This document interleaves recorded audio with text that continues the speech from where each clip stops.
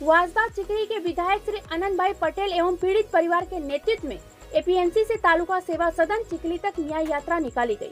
नवसारी जिले के गढ़देवी तालुका के बिल्लीमोरा शहर के रेलवे ओवरब्रिज से तालाब चौरा गांव के देसाई वल पालिया के पीछे रहने वाले स्वर्गीय मिरल भाई नरेश भाई हलपति ने अपनी जान बचाने के लिए पुल से नीचे कूदकर भागने की कोशिश की, जिसमें मिरल हलपति एवं कुछ समय से युवाओं द्वारा फोन एवं आमने सामने धमकी दी जा रही थी, जिसे हम आदिवासी समाज के नेताओं एवं गांव के लोगों ने बिल्लीमोरा थाने में प्रस्तुत किया और आत्महत्या के लिए उकसाने का अपराध दर्ज किया गया और 5 लोगों को गिरफ्तार किया गया, लेकिन 3 से 4 अन्य लोगों को भी गिरफ्तार किया गया जो हमारे संज्ञान में आते हैं और एफआईआर में दर्ज करने और गिरफ्तार करने की मांग करते हैं।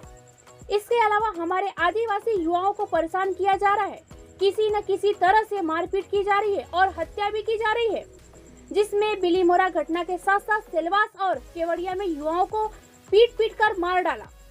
इसलिए हमने मांग की है कि पुलिस को बिना किसी के दबाव के सजा देनी चाहिए।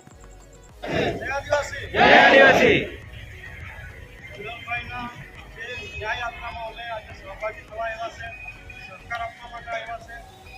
તો આ સહકારમાં હંમેશા મજબૂત રીતે આપણને મજબૂત આપતા રહેવા વાસદા જિલ્લાના ધારાસભ્ય કે જેમની આગેવાનીમાં અમુક લડાઈઓ એવી છે કે કોઈ કલ્પના પણ ના થઈ હતી અને એમ કહેવામાં આવે કે તમે નહીં જીતી શકો એવી લડાઈઓ પણ જીતતા છે એટલે સરકારને પણ ઘટાડ્યા પડ્યા છે।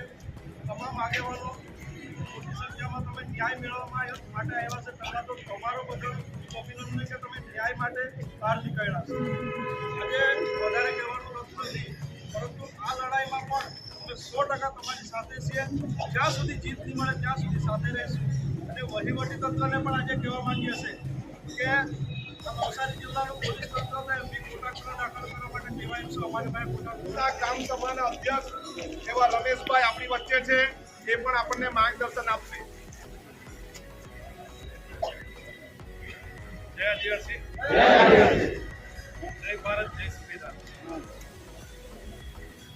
आज जયારે મિરલભાઈ હલપતિની ન્યાય યાત્રા નીકળી રહી ન્યાય યાત્રામાં આપણે જોડાઈ રહ્યો પહેલા તો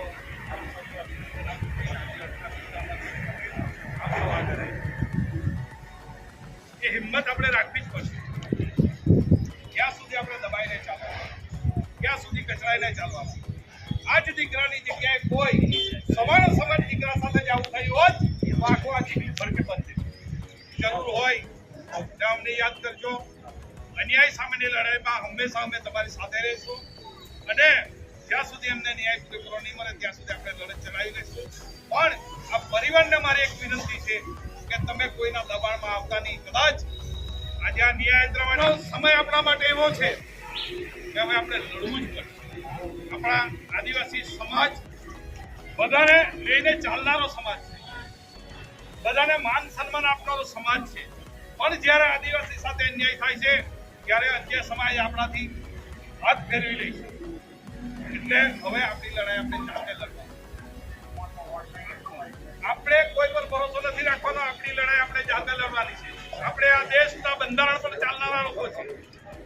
આપ સૌને કદાચ ખબર નહીં હોય, બિરસા મુંડા 25 વર્ષની ઉંમરે સાહેબ થઈ ગયા, ભગવાનનું બિરુદ લઈ રહ્યા, એના વંશજો છે। એટલે આપણે કોઈની સામે ઝૂકવાનું નથી। આપણે ભારતના બંધારણ લખનારા બાબા સાહેબના વિચારોને લઈને ચાલવાનું છે અને ઓબીસી સમાજને પણ મારી વિનંતી છે કે તમે રામાસ્વામી પેરિયારના વિચારોને પણ તમે બી ઉજાગર કરો અને તમે પણ એ રસ્તે ચાલો। આપણે એ જ વાત કરવાની છે, એની જ વાત કરવાની છે।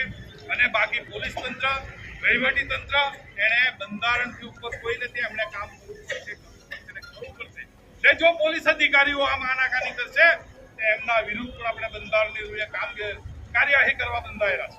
અને ભૂતકાળની અંદર ચીખલીમાં જ્યારે કસ્તુરલાલ ડેથ હતું ત્યારે એ જ પોલીસ અધિકારીઓને આ જ આદિવાસી સમાજની લડાઈએ જેલના સળિયામાં ધકેલી દીધા।